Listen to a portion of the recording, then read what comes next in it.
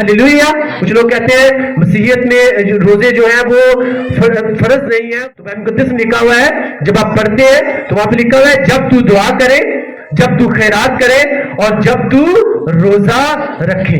ये एक तरह से खुदावंद यीशु मसीह ने क्या किया था?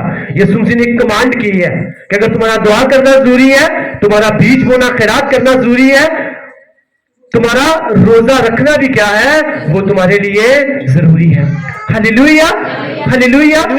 हम ये नहीं कहते कि आप सब रखें, लेकिन आप कोशिश तो कर सकते हैं, अपनी बॉडी को कंट्रोल तो कर सकते हैं। जब इस तरह से अपनी बॉडी को कंट्रोल करेंगे तो ये चीजें जो आप सुन रहे हैं ना, कि खुदावंद ने कहा तुम में इनका जिक्र तक ना हो।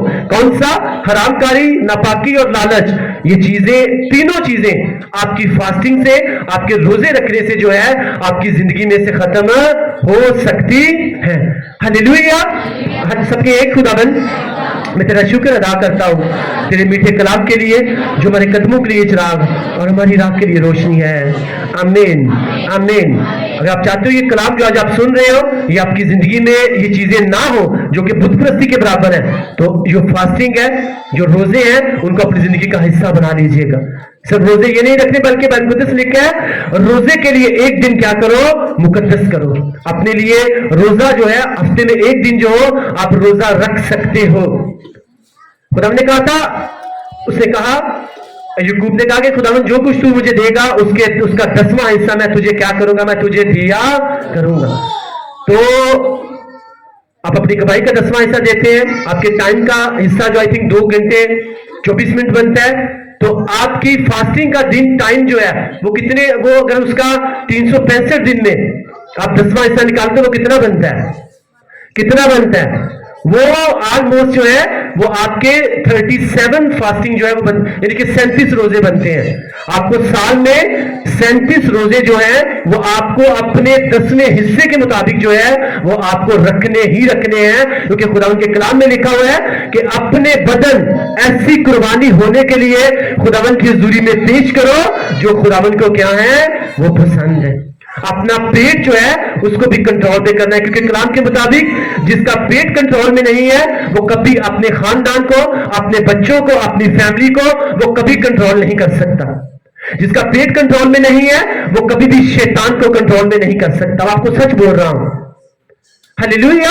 यीशु मसीह ने जब 40 दिन की फास्टिंग की तो उसके बाद फिर शैतान को कंट्रोल किया कि नहीं किया? शैतान डिस्ट्रैक्ट करने के लिए, ध्यान हटाने के लिए आया तो उसे शर्मिंदा किया कि नहीं किया?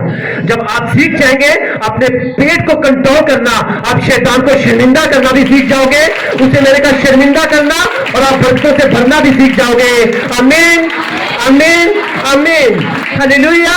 अगर आप अपनी बॉडी का भी 10वां हिस्सा देते हैं तो वो साल के जो है वो 37 रोजे बनते हैं। तो आपको साल में जो है आपको देखना है कि क्या साल में मैंने अपनी कमाई का 10वां हिस्सा दिया, अपने टाइम का दिया, तो क्या मैंने अपने बदन को ऐसी कुर्बानी होने के लिए दिया जिसमें कलाम में लिखा हुआ है तुम्हारी पहली बुलार, तुम्हारी मकबूल इबादत यही है कि तुम क्या करो? अपने बदन ऐसी कुर्बानी होने के लिए दे दो जो खुदावंद को क्या है, पसंद है। यही क्या है? तुम्हारी फास्टिंग करना, दुआ करना, खुदावंद की हुजूरी में बीज बोना, खैरात देना, रियाकारी से दूर रहना। तो बाइबल मुकद्दस के मुताबिक जो है ये क्या है? ये आपकी मकबूल इबादत है। दुआ, रोजा जो है इसको हम सेपरेट नहीं कर सकते, क्योंकि यीशु मसीह ने कहा था कि कुछ रूए, कुछ बीमारियां, कुछ आपके घर के हालात आपको तब तक छोड़कर नहीं जाएंगे जब तक आप दुआ और रोजा जो है आप नहीं रखोगे, आप दुआ नहीं करोगे। खुशी से कहते हैं खुदावंद हम इसको चंगा क्यों नहीं कर सके, हम इस बुरी स्पिरिट को क्यों नहीं निकाल सके, इस रूह को हम क्यों नहीं निकाल सके? यीशु ने कहा कुछ रूहें इस तरह की हैं कि वो रोजे और दुआ के बगैर कभी भी नहीं जाती।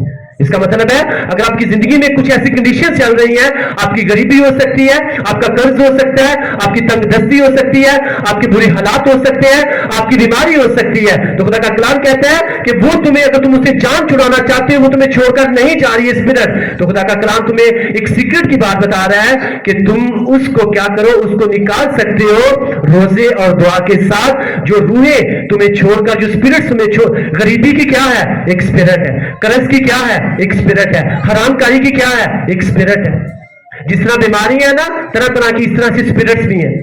और मैं आपको सच बोल रहा हूं,